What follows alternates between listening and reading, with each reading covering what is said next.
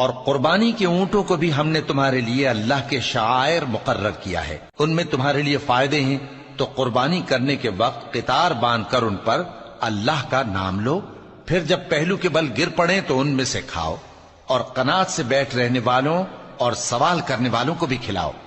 इस तरह हमने उनको तुम्हारे जेरे फरमान कर दिया है ताकि तुम शुक्र करो।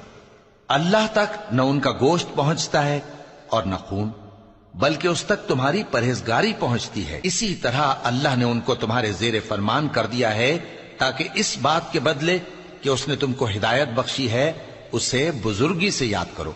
और ए पैगंबर, नेकूकारों को खुशखबरी सुना दो।